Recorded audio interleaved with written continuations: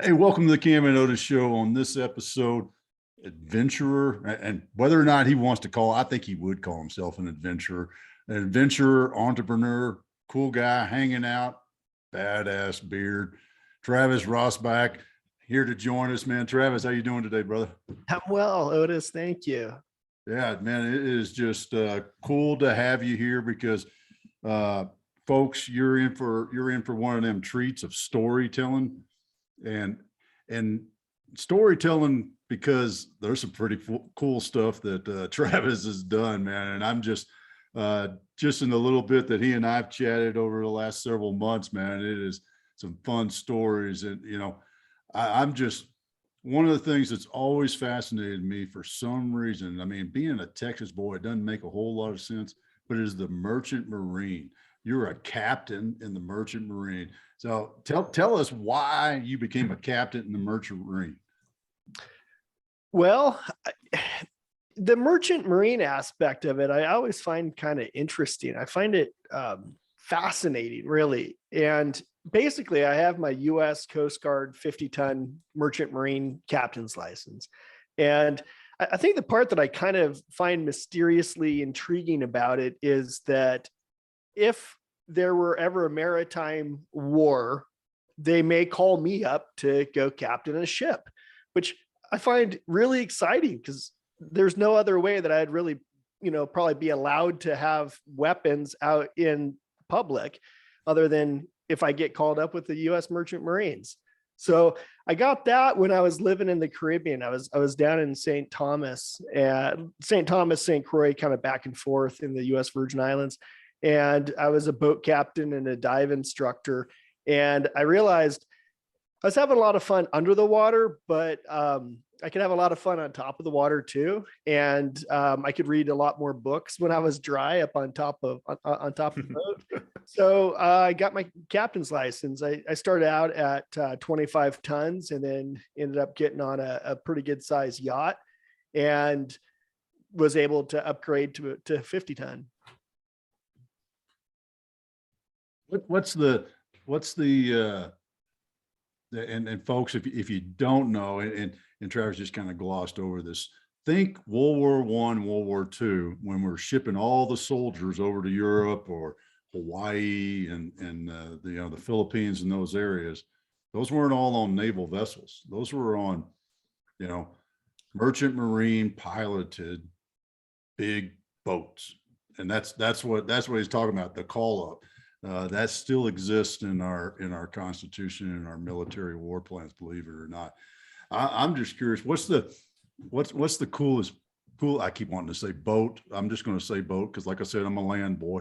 What's the coolest boat that you ever been on?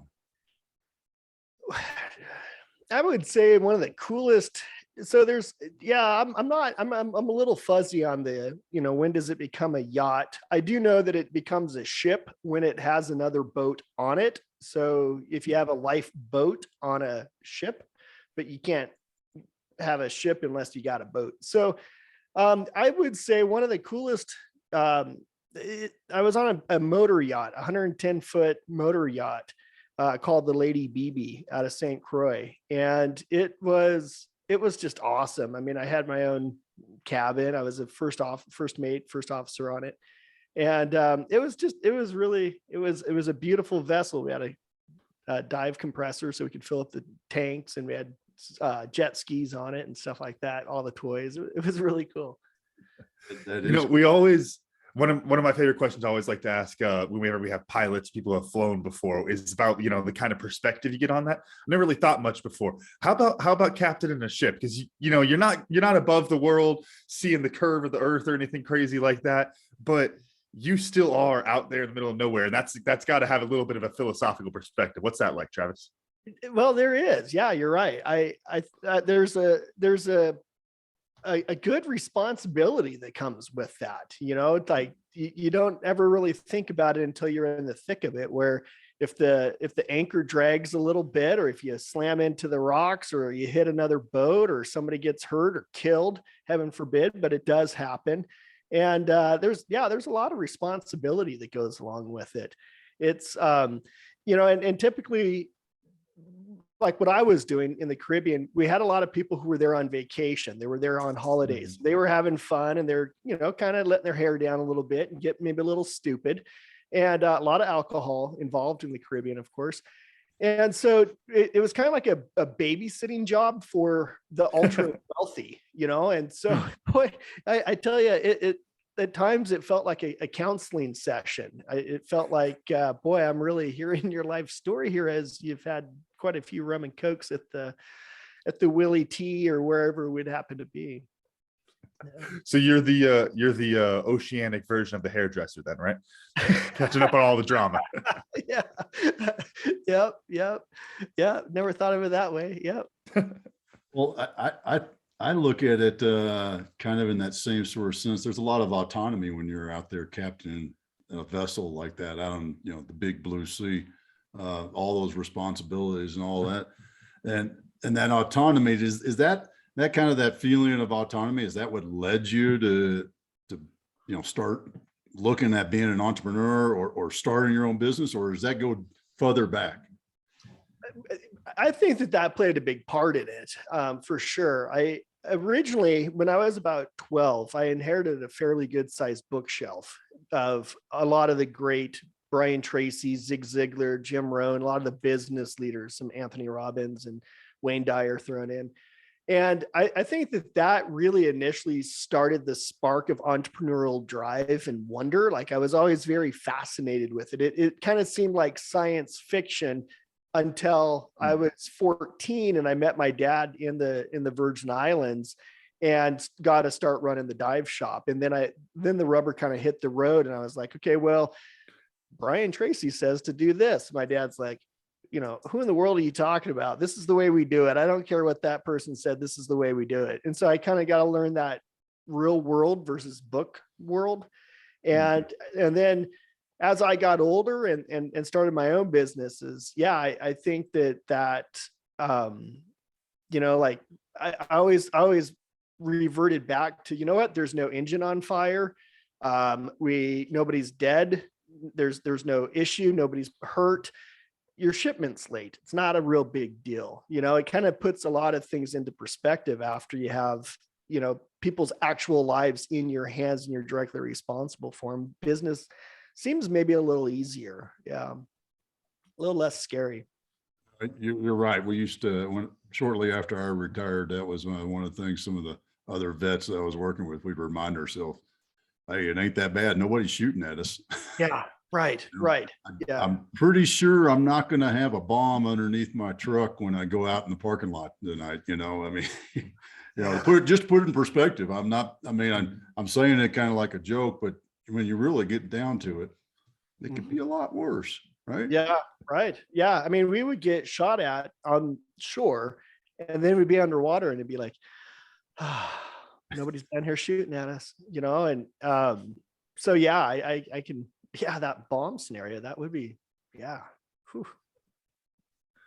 So where did you take over the dive shop? Is that like your first exploration into running a business or just helping Dad out? Yeah, well, kind of what he would do is he would basically, he'd have his girlfriend, now his wife, but they would take off and they would go on vacation and leave me in charge of the dive shop. They'd leave me the money bag and the keys and the shotgun and, like, we'll be back in 3 months. And it's like, oh, okay. So that happened from the time I was about 14 to I was about 20. They would just kind of take off and leave me in charge. And then they'd come back and then I was no longer really wanted there, as the redheaded stepchild. And so it was time for me to move on. And so I'd save up all my money. And then when it was time for me to go, I would either go over to St. Thomas and work in St. John at Low Key Water Sports, or I would just take off to the far side of the world and go until my money ran out and then have to come back and start all over again as a dive instructor at the dive shop. What was, you already kind of talked about the learning curve of, the books versus the real world on that. What was the first big screw up, that first 3 months where, you're not able to make the phone call to fix the different things. What was that like? Or did you have a pretty clean record there at the beginning? At the dive shop or at my own? Dive shop. At the dive shop. Well, I think the kind of screw ups that I always made, I felt like was in hiring people. I had a tendency to hire the most attractive women and not necessarily put a lot of emphasis in, like, what is your skill set? Like that kind of came secondarily or tertiary. So I think that's one thing that I kind of remember the most is my dad would come home and, it'd have like 5 or 6 beautiful women working at the dive shop. And he's like, I didn't even know there was 5 or 6 beautiful women on the whole island. And how did you find them? Like, I don't know, but here they are. They're working with us now. Within a day counting on the fingers at the register. Yeah. Yeah. And it wouldn't be more than a week or so, and we'd be down to like maybe one, would last. But yeah, I think HR has always been something that that I've lacked horribly at, and I make no excuses and I make no effort to improve. That's an interesting thought, because I think there's some commonalities with a lot of us. Why do you say that? That HR is where you lack, and I think you mean like hiring people, really, right? Yeah. What is that? What happens, man? It kind of goes back to, and I hate to say this, but it goes back to I typically hire by the picture, not by what the actual words say.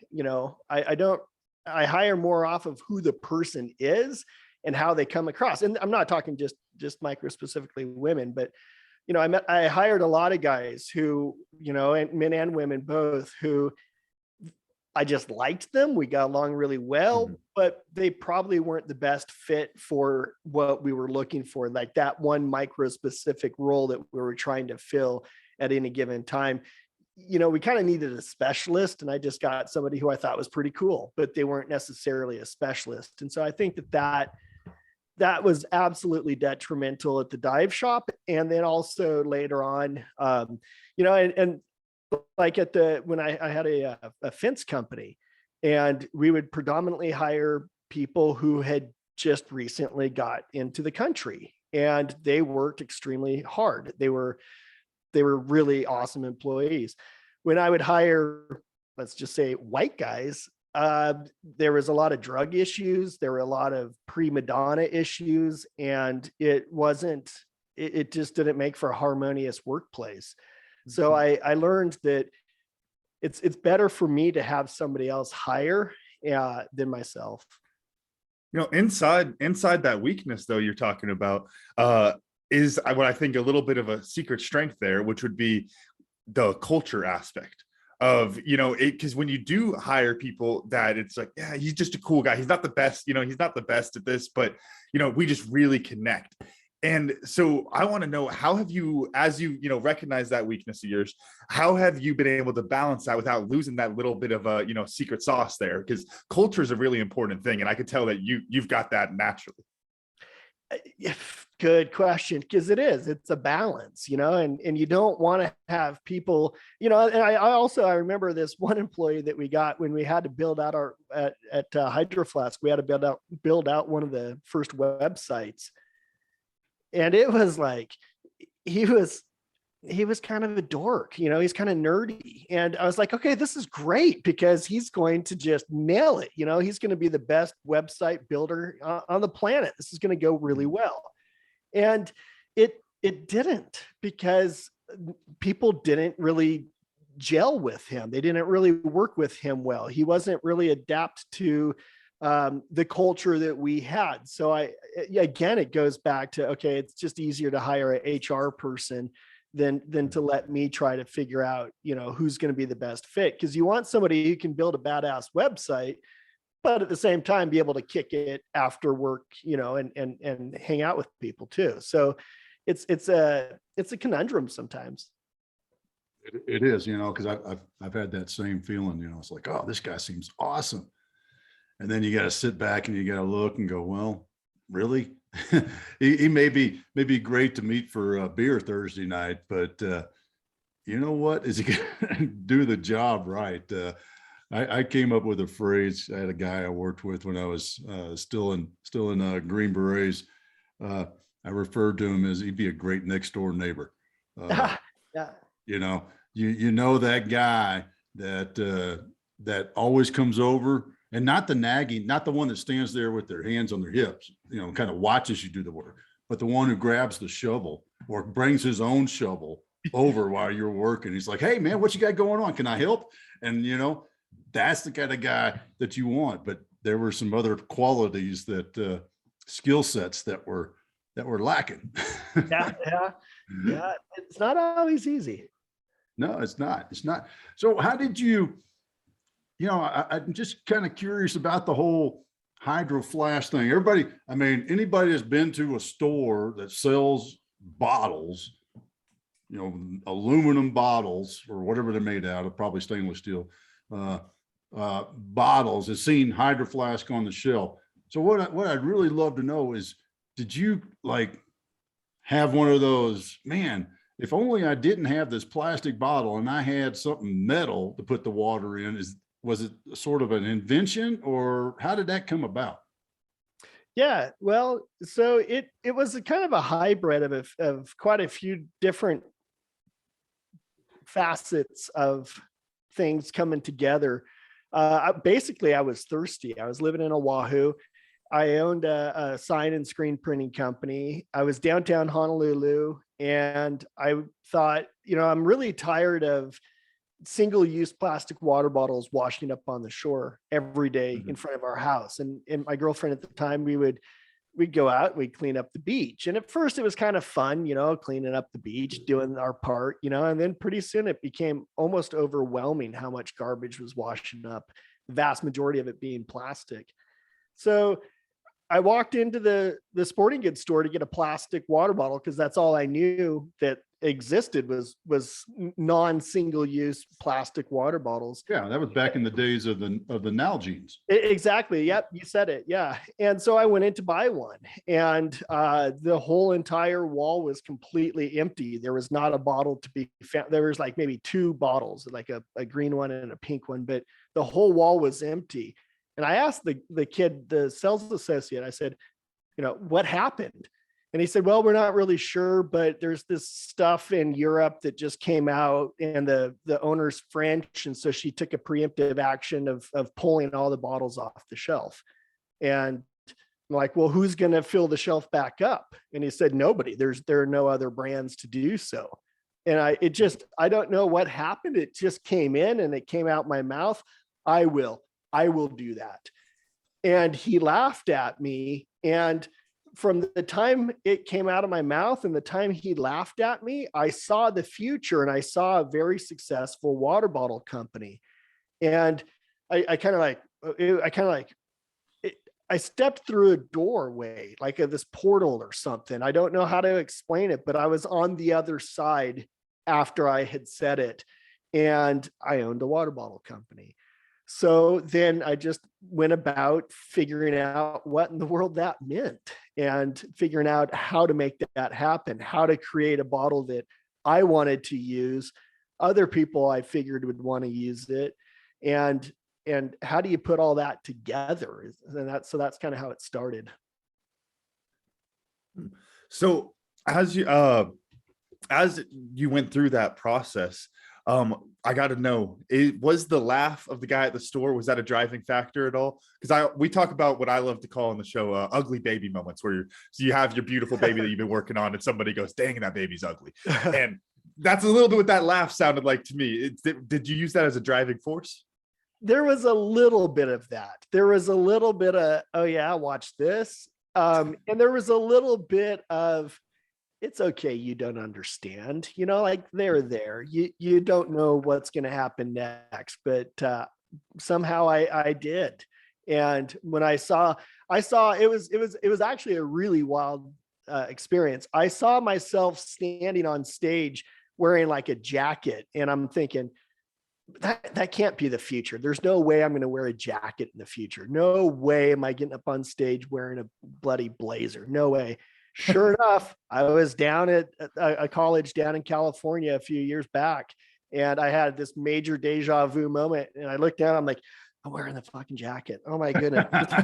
Come true. What am I doing? I took the jacket off and I was like, okay, let's just be Travis here. And Did you freak out a little bit with the jacket on? Go, oh my God. I did. Yeah. It freaked me out because I was like, I didn't want to become this jacketed guy, you know? And so how did you, I was just going to say that I think one of the things that I've talked about before, and I've talked with this about several clients, is the clarity of that vision.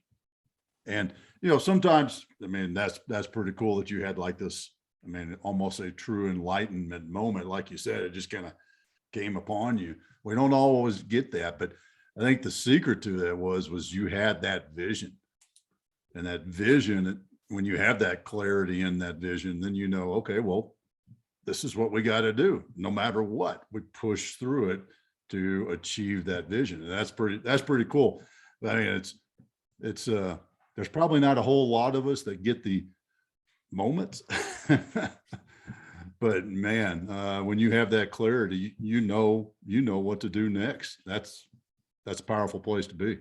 I often wonder how many of us do get these sort of insights or callings or visions, but just don't act upon it, or even worse, like kind of go our whole lives in kind of quiet desperation, wondering what would have happened had we followed it years back, you know? And so I think that traveling all over the place, like I never wanted to have any regrets. And so every time I got to a new country or a new town or new place, I always really fully embraced it. I just dove headfirst right into it and experienced as much as I possibly could, because I didn't necessarily want to come back to this little remote island in the middle of nowhere, you know, in the South Pacific. I wanted to maybe only hopefully just do that once and then rack up more countries and islands later. So I always made a real conscious effort of just fully saying yes and just diving right into it. And so when the calling came to do the bottle company, at that time, it was almost like just a habit to follow up on these callings. And I, you know, it had served me quite well. I had the same thing when I became a airline pilot. It was like, you're a pilot now. Okay, well, I guess I'm a pilot. So I just studied, you know, what does that mean? What is a pilot? What does that look like? What does that act like and talk like? And so, yeah, I think that a lot of us probably get these callings. It's just a matter of taking that first step and crossing the threshold into the unknown. kind of like, excuse me, kind of like, you know, the whole preparation, luck is when preparation meets opportunity. Well, if you're not prepared, you're not going to see that vision in front of you. It's not going to make sense to you. And so what I'm curious about is, you know, you had the vision laid out, you know, had the clarity of what you wanted to do. How did you figure out those first few steps? You know, because I guess for something specifically like a metal water bottle, I don't see it just going home and building it right away and going, oh my God, look at this thing. You know, maybe you got more metalworking. We just haven't talked metalworking skills. We haven't talked that yet. But what was that first few steps like, and how did you find that path forward? Yeah, good question. No, I definitely didn't. The only thing I knew about metal was dive tanks, you know, and so I kind of had a dive tank in my head. First thing I did is I started asking people who, at this sign company, I had employees that I always like to hire people younger than me, so I can kind of get an insider scoop as to what the next generation is thinking and doing and how they're buying. And so the first thing I did is I just asked our employees, like, what do I do? Like, I want a water bottle. I want a really good water bottle. What do I do? And they recommended one, and it was aluminum, and I bought it, and it sucked. It was just dumb, and it was overly priced. And I called them up, and they were rude to me. And I was like, nope, I can do better. I called my brother, who's 7 years younger than me, and he said, this is another brand. You got to try it. It's a single wall metal bottle. Tried it. Nope, that sucks too. I'm not happy with it. And so once I kind of did, I guess you'd call that market research. And there were 2 bottle companies on the market at that time. So it didn't take long for me to realize I didn't like either one of them. I realized like, I got to go to China. Like everything is made in China. I got to go figure this out in China. And so, yeah, that's what I did. I ended up in Shanghai and started going to bottle factories, and they were all plastic bottle factories, and nobody really understood what I was trying to say about doing a metal bottle and do something that could keep hot and cold. And yeah, long story short, I ended up in Hangzhou and met some people who said, yeah, we'll take a shot on this, but we got to go down to Yunnan where all the metal products are made. So we went down to Yunnan, and there were 2 vacuums at that time, it was said, in the whole country. And they introduced me to the factory, and the factory is like, wait, why would you want to do this? Like, I don't know. I just think people might drink out of an insulated water bottle. They're like, and I remember the guy's face so clearly, like, this is the factory owner. You'd think that he'd want my business. And he was like shaking his head, like, this is stupid. Like, who is this guy? You know, what are you doing here? And I thought, oh, geez, what am I doing here? And so, yeah, he agreed to do the first 3,000 bottles for us. And it worked. People bought them. Did you ever Over this, have? but I think this is a key lesson for business entrepreneurs, inventors out there. Is you still had that moment of doubt. You had this clarity of this vision. Then you get to the guy that's going to make it, right? He's going to, you've got a picture in your mind, probably some sketches and things like that. And you talk to that guy, and then he throws doubt back in your face. Yeah. How did you just keep pushing? What was that, the gut, the catalyst? What was it, man? Yeah, it was, at first I thought, oh geez, yeah, I mean, this is, if there's anybody who knows, it's this guy. And then I also realized, no, wait a second, I am so far away from home. I am so far away from that afternoon on the beach where I was thirsty. This dude's never been surfing. He has no idea what I'm talking about. He's never been to Oahu. He has no idea. Oh, but man, he does make the water bottles. I mean, it was a conundrum. And then there was a little bit of that, you know what, screw you, watch this. And I think that when that kicked in, it was like, okay, yeah, no más preguntas, no more questions. This is what we're doing. Let's just do it. Like, I'm paying you. You now work for me. You're making water bottles that are double wall vacuum insulated. And he's like, okay, and so even, yeah. And then later on, we could not afford the full 3,000. We could only order 1,500. And they told us, they're like, yeah, you have 1 week. And if you can't order that next 1,500, we're just going to scrap them, because we told you this was a dumb idea. And so sure enough, we got them, and they started selling, and we got a sales rep, and the sales rep was like, how many more do you have? Well, we could get 1,500. And he's like, do it. And so he called up the factory and said, hey, we got, we want to do the other 1,500. And they couldn't believe it. They could not believe that it had worked and that they were shipping out. And then the next order was like 10,000. And then the next one was 40,000. And they're like, okay, maybe something's going on here. Maybe you're onto something, right? Yeah, this might work. Did you ever have any sort of like turn back point like that, a burn the ships type moment? Or was that there with the factory that it's like, okay, hey, I'm all in on this, either this works or I'm going back to St. Thomas? Like, where were you looking on that? Did you ever have that kind of a moment?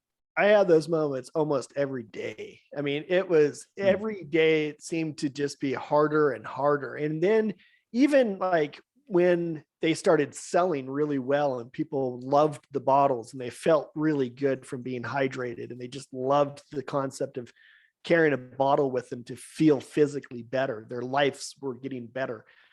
I still had so much doubt.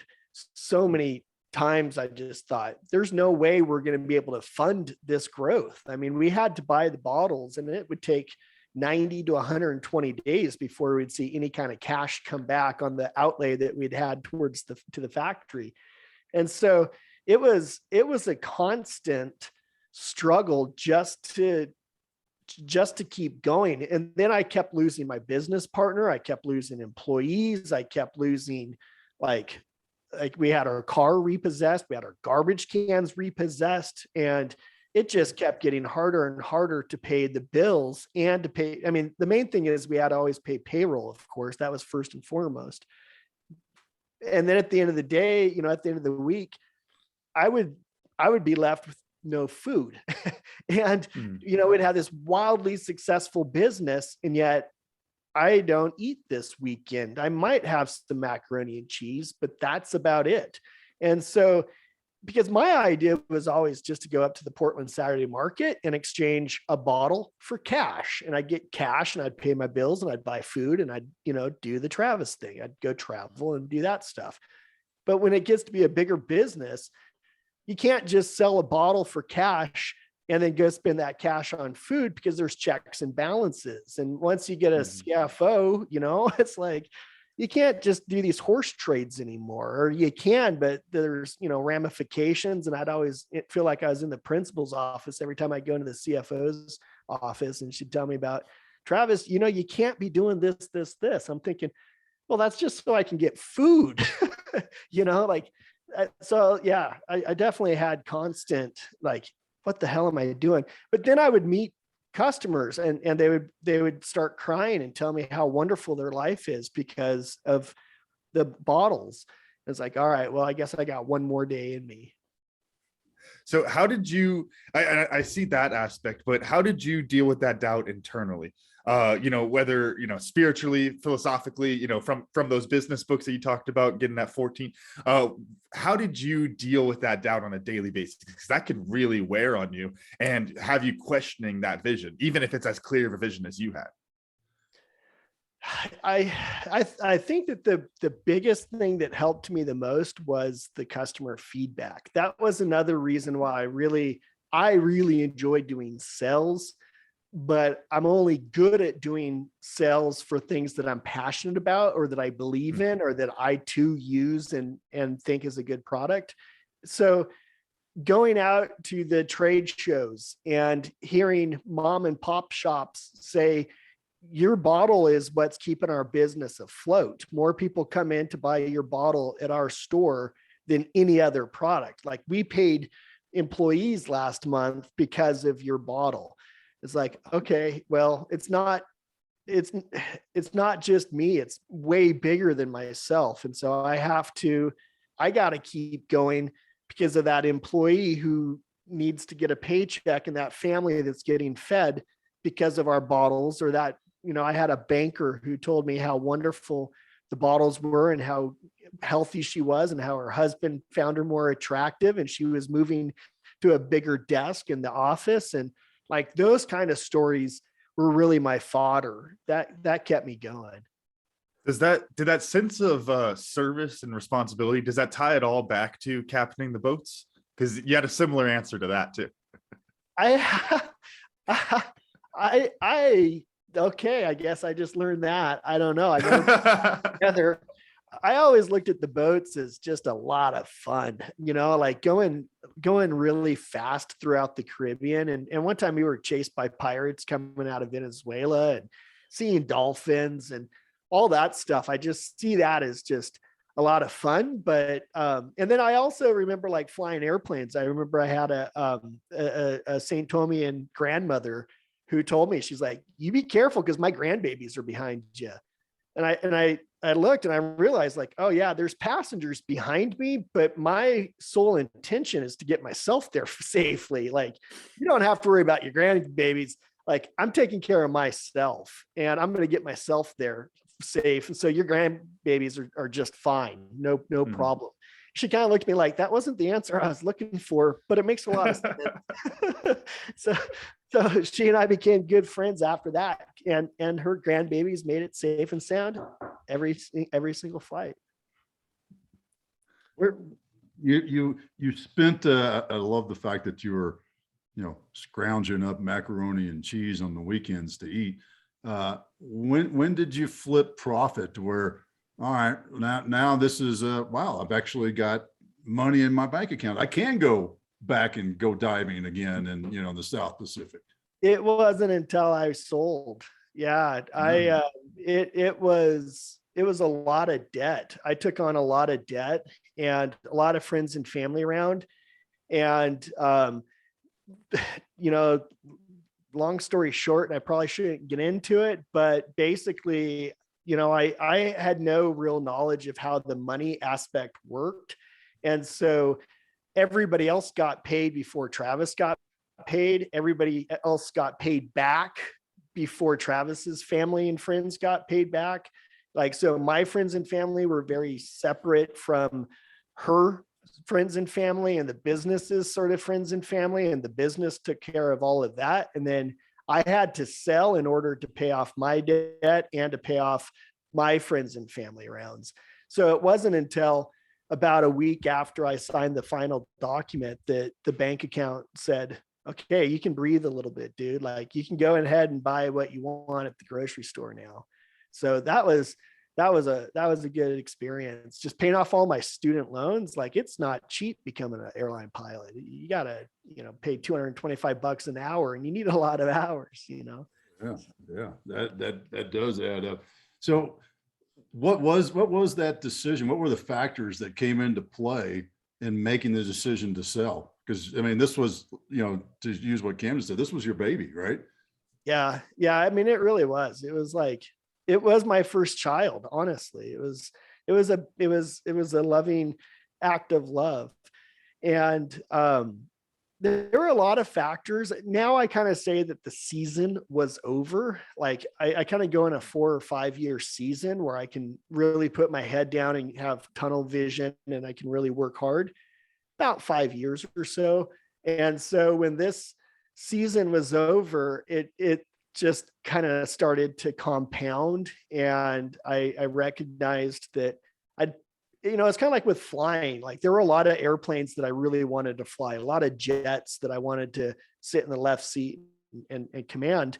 And once I checked those off the list, and once I found that being a pilot was just kind of like a glorified taxi driver, it kind of lost a little bit of its luster. And same thing with Hydro Flask. Like, I was in the Royal Geographical Society in London signing up new accounts. And I was like, wow, this is so cool. I'm in the government offices in this underground chamber in Texas. I'm like, wow, this is awesome.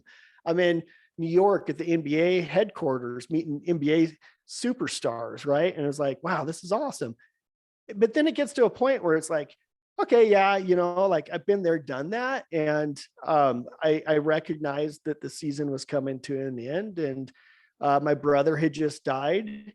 I just got married. And yeah, I really didn't have very much money. And sure, I had equity and I had all that, and that was starting to come to fruition, but the owner typically usually always gets paid last. And so it was just time to go. So when you sold off, you went off and did some other things. What was the drive to that next thing? Because I'm right there with you in the seasons of life, you know, and you have those feelings. And, you know, like when I left the military, I knew it was time. It was that season had ended in my life. And other things, you know, corporate world, all those other things in my life were seasons that led to where I'm at in this season of my life. I've always loved that analogy or that metaphor. So you left you got rid of the company. Now you actually got money in the bank, and you're like, all right, now what? Or did you have a plan when you decided to sell? I had no plan. I had no idea what was going to happen next. My first wife was British. And so my main plan was go live in London. We had a house in London, and $59 Ryanair flights to every country that I could possibly get to was kind of the goal. It was the plan, really. And that's pretty much what we did for a while until we got divorced. We just, all we did was we really just traveled all around Europe and got to experience a lot of the countries that I'd never seen before. Back to that adventure feeling, right? I mean, that's what it sounds like. I'm hearing a common theme. I mean, I said it almost as a joke when I introduced you, adventurer, but it really seems like as long as there's a sense of adventure, and adventure is, you measure it, right? As long as there's that sense of adventure going forward, this is really fun. But once that, becomes the, yeah, I know how to get there, right? I call Ryanair up, I get a $59 flight, or when we were living in Germany, you can get them for our family of 5 would fly for $59. Those were the good old days. But yeah, once you've been there and done that, it's like, well, okay, what's next? So what is next? What's going next for you? Man, I don't know. And that's kind of been something that I've struggled with a lot of my life, is that everything I do is just to afford my next adventure, like everything I've done, like when I was a pilot, I was like, well, this makes a lot of good sense because I get to travel, I get to go do adventure. And same thing with being a boat captain. It's like, I could go do this anywhere on the planet. Well, now I have a daughter, and so I have to stay, close to a geographical location. I have to find other adventures to kind of, satiate that calling. And it's great when I get these big downloads. I get these callings, like, here's who you are and here's what you do. And it's awesome because I can execute it damn near word perfect. And it typically works out extremely well. But in the lulls and the downtimes where I don't have these callings, it can be maddening. It can be very, very frustrating because I really want to work really hard. So right now I have chainsaws and I have a bunch of property, and I go out and I cut trees. I'm constantly doing excavation and dirt work around the property just to kind of keep myself entertained. But I need something to just really sink my teeth into. I need a 5-year project, and not having it, it's just not good for my person. So I'm open. I'm looking. I'm actively trying to pursue whatever I can to just like put food on the table in the meantime and figure out what comes next. I had all my money stolen from me from my financial advisor from the banking institutions. So, I was living on my trampoline just a few years ago, and it's like, okay, I'm really ready for the next download to come.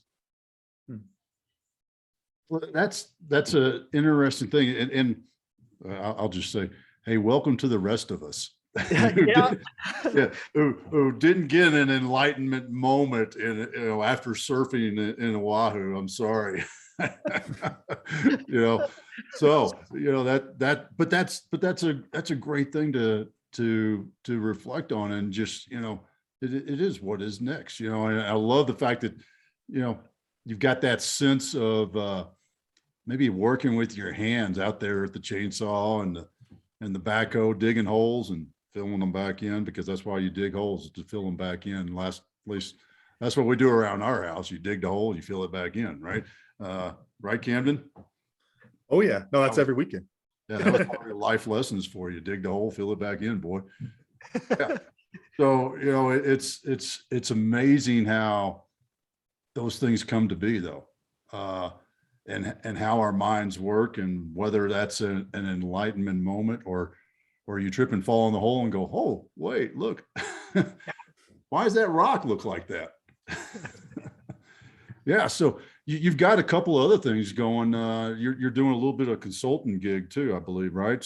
I know just based on who you are that you give back and you do some mentoring. But what's the consulting gig looking like? Yeah, well, I am. I'm doing. I started a company called the Tumalo Group because I tried after selling the company Hydroflask. I had these lofty visions of being retired and just going and being a vagabond the rest of my days and living in hostels and on the beach in these foreign countries. And business always just kept calling me back. Like everywhere I go on the planet, I walk in and I see how business could be done better. And it just is almost like I get these downloads, and it's like almost like I call it my like Rain Man or idiot savant mode, where it's like, if you change this and change that and change that, and you could open up the flow of traffic better, it'd work a lot better and you'd have a lot more revenue. And then, and so I started the Tumalo group to just help other businesses that were starting up. And we do a lot of sourcing. So we work with factories. We're working a lot with Mexico right now, which is a lot of fun. And China still is, right now it's January 20th, 2022, and it's still a viable option to get things made in China this week, today. And so we're working. Timestamp noted there. Exactly. Yeah. We talk again next week. Who knows what's going to happen with that country? And I only hope it's good, because we don't want to get on the bad side of anybody, but especially them. Whole other topic there. So yeah, I do a lot of mentoring. I have my calendar is full of people who come to me for help, and I love it. I really do. I love teaching and training and helping others. So I had one quick one that I had written down, and this is might be a little bit of that stupid question area, but especially because I grew up in landlocked Colorado and then I moved to landlocked Arizona. So I am not much into the ocean in general. There's a lot of creepy things out there. But you mentioned the dive tank as like part of the original inspiration for the Hydro Flask. So with me not having like any knowledge or anything, how close is it? As far as like, because I could picture a Hydro Flask, and I think I could picture a dive tank. How close did that wind up being to, how you actually wound up putting it together? That's wild. Yeah. The very first one, I'm looking at it right now. It was more of a narrow mouth than they are now. And it's pretty dang fair income to a dive tank.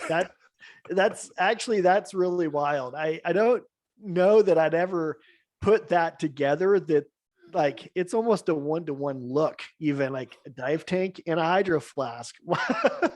Wow, that's pretty cool. Yeah, that's so your vision was pretty damn accurate. Yeah, I guess that's all just subconsciously happening. Wow. My mind's blown. Having a moment. Yeah. Hold on, give me a second. Oh man, that's been awesome. And I'm excited for what's going to happen next. I mean, just to think about this afternoon when you're out there with that chainsaw working, if you have that enlightenment moment, and hopefully it's not like a limb falling off the tree and hitting you in the head, but it's a real, hey, what if? Yeah. Because man, I want to see what that leads to, because that's so much potential there, man. I appreciate you sharing with us. It's been a huge education for us. And speaking of education, I like my dang gum. I'm patting myself on the back way too much on my segues. Yeah. Yep. Look at that. Here I go again. Yeah. So it is. What did you learn? And you know what? I'm going to go with the very simple, because I don't know if I'd ever heard this. I would have to think I have, but how I know it's a ship is because it's got a boat on it, because you can't have a ship without a boat. Yep. Yeah. And you know what? That all the boats and ships I was on and been on, I never really thought about. That's a nice clean line that I've put in my pocket, and now I can be smart when I go down to the pier. So I learned that you can't have a ship without a boat. Camden, what'd you learn? Well, I got to admit, I had that one written down too. But the other thing, Travis, you said this, you were talking about hiring young people to get, or younger people to get a better perspective on like buying habits and those type of trends. And I think that's such a simple little trick that a lot of people can get a lot out of, because you got it. Those generational perspectives can do a lot. And especially for the type of project you were talking about, where you have, a little bit of the big picture sustainability things going on and all of that. If you had gone with an older crowd and started pitching that around, you might have gotten a lot more pushback. But if you went with the younger crowd and they said, oh, hey, that is what people want, it's an awesome thing. So that's a really interesting little trick for people, I think. Cool. Yeah. Well, and also, but I guess the caveat to that is older people, employees also make a really good demographic also, like the HR. Usually if you can have an older grandmotherly woman for a HR role is usually going to be pretty good. Also customer service, older women tend to just be more nurturing and caring. And so the customer service roles for the older, but for the younger, like sales, especially marketing, graphic design, things like that, you want somebody who can stay with and concurrent with the current topics at hand and fads and trends. Oh yeah, that's what I was thinking. Bring on the younger people to figure out how to sell it, and then bring on some older folks to put some processes in place so things don't blow up. Yeah, exactly. You need an adult in the room, or at least I do. Exactly. The adult in the room. Travis, what'd you learn? I learned that the very first Hydro Flask damn near represents a dive tank 1-to-1. I mean, that blew my mind. My mind's still tripping on that. And then I also learned what you'd said earlier about the taking care of people and stuff like that, or there was that. You said it so well. The sense of service. The sense of service and the responsibility. Yeah. Yeah. That I resonate with also. So yeah, I learned a lot. Thanks, guys. Awesome, Travis. How can folks contact you, get in touch with you, follow you, or whatever? Travis at tumalogroup.com. Email is probably about the best. I am on LinkedIn a little bit. And I just hired an assistant actually to help with that. And he's also going to be helping with our clients at the Tumalo Group. So yeah, Travis at Tumalo Group, TUMALOGROUP.com. Awesome, man. Really appreciate it. Great stuff you shared with us. Thanks for taking the time out of your day. Been great seeing you. Thanks, guys. I had a lot of fun. I learned a lot. So thank you. Camden, run us out. All right. Thank you all for listening to today's show. Special thanks to our guest, Travis Rosenbach, for joining us today, and our sponsor, Tribe and Purpose. Find your tribe, find your purpose. You can check out recent episodes of The Cam and Otis Show on Spotify, Apple Podcasts, wherever you get your podcasts, and check out a full archive at thecamandotisshow.buzzsprout.com. The Cam and Otis Show is on Facebook, Instagram, and Twitter. Thanks again, and we'll see y'all next week.